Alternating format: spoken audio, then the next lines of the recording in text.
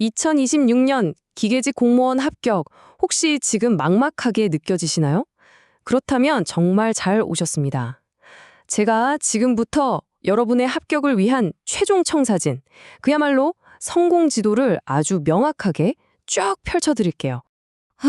그 막막했던 수험 생활, 이제 진짜 끝낼 때가 됐습니다. 더 이상 여기저기 헤매지 마세요. 왜냐하면 2026년 기계직 시험에는요, 이미 명확하게 정해진 합격 공식이라는 게 있거든요. 지금부터 저랑 같이 그 공식이 대체 뭔지 하나하나 파헤쳐 보시죠. 자, 첫 번째 파트입니다. 2026년 시험. 이걸 그냥 어려운 도전이라고만 생각하면 안 돼요. 제대로 된 전략만 있다면 이건 무조건 잡을 수 있는 명확한 기회입니다. 바로 이 생각에서부터 모든 게 시작되는 거죠. 자, 보세요. 시험 날짜가 딱 정해졌습니다. 국가직은 4월 4일, 지방직은 6월 20일. 이제 우리한테 남은 시간이 얼마인지 디데이 계산이 딱 나오죠? 이 날짜들은 그냥 달력에 있는 숫자가 아니에요. 우리 계획의 기준점이고 이제 진짜 시작이라는 걸 알리는, 뭐랄까, 심장을 뛰게 하는 출발 신호 같은 겁니다. 좋습니다. 이제 시험 자체를 한번 제대로 뜯어볼 시간이에요. 2025년에 시험이 한번 바뀌었잖아요. 이 새롭게 바뀐 게임의 룰을 모르면 이길 수가 없어요. 승리를 위한 첫 단추, 바로 지금부터 꿰어보죠. 네, 과목은 총 5개, 문제는 110문제, 시간도 110분. 국어랑 영어는 이제 좀 더 실무적으로 바뀌었고요.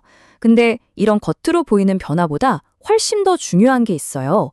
합격과 불합격을 가르는 진짜 핵심이 바로 이 안에 숨어 있다는 거죠. 바로 이겁니다. 변별력은 전공 과목에서 갈린다. 이제 공통 과목은 어느 정도 다들 비슷하게 점수를 받을 거란 말이죠. 그럼 결국 어디서 승부가 나겠어요? 맞습니다. 기계 일반과 기계 설계. 이 두 전공 과목에서 모든 게 결정됩니다. 그냥 남들만큼 해서는 안 돼요. 전공에서 완전히 압도적인 점수를 받아야만 합격할 수 있는 시대가 온 겁니다. 자, 그럼 어떻게 해야 그 중요한 전공 과목을 정복하고 합격할 수 있을까요? 제가 지금부터 여러분이 듣고 바로 써먹을 수 있는 아주 구체적인 필승 전략 5가지를 딱 정리해서 알려드릴게요. 네, 바로 이 화면에 보이는 5가지 단계. 이게 바로 여러분의 2026년 합격 로드맵입니다. 첫 번째, 일단 자격증으로 가산점 확보하고 시작하는 거. 두 번째, 제일 중요한 전공 과목에서 90점 이상 받는 거.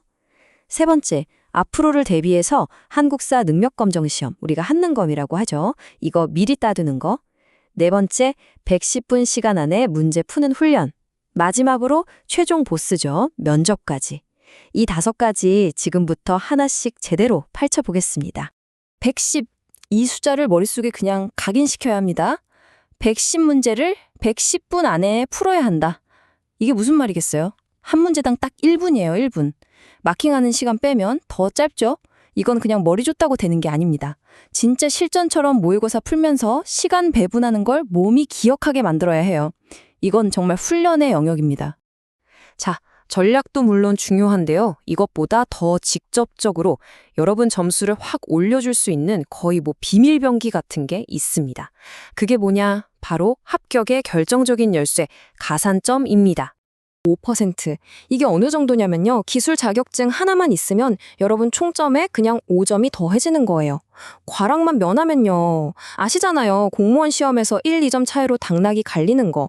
그런데 평균 5점을 그냥 공짜로 얻는다? 이건 거의 합격을 예약하는 치트키나 나름없습니다. 무조건 챙겨야겠죠? 자, 그럼 어떤 자격증을 따야 제일 좋을까요? 물론 1순위는 시험 과목이랑 제일 많이 겹치는 일반 기계기사죠. 근데 여기서 진짜 중요한 꿀팁이 하나 있어요. 저기 4순위에 있는 기계설계 산업기사 보이세요? 9급 시험에서는요, 놀랍게도 기사랑 똑같이 5% 가산점을 줍니다. 기사보다 난이도는 훨씬 낮은데 가산점은 똑같다? 와, 단기간에 합격하고 싶다면 이것보다 더 좋은 전략은 없다고 봐도 됩니다. 이건 꼭 기억해두세요. 좋습니다. 여기까지가 이제 합격 전략이었고요. 지금부터는 잠시 톤을 바꿔서 합격한 다음의 이야기, 그러니까 현실에 대해 좀 이야기해볼까 해요. 막연한 환상만 가지고 시작하면 나중에 후회할 수 있거든요. 진짜 현실이 어떤지 정확히 아는 게 중요합니다. 장점은 확실히 매력적이죠.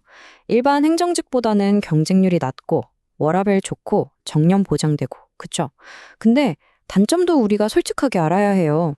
생각했던 것보다 현장에서 막 기계 만지고 설계하고 이런 일보다는요. 서류 작업, 예를 들면 인원과나 계약 관리 같은 행정 업무가 훨씬 많을 수 있어요. 그리고 또 내가 원하지 않는 상하수도 시설 같은 곳으로 발령이 날 수도 있다는 점도 알아두셔야 합니다. 이 말이 진짜 현직자들이 공통적으로 하는 가장 현실적인 조언이에요. 나는 기술 전문가가 되러 온 게 아니다. 기술 분야의 행정가가 되러 온 것이다.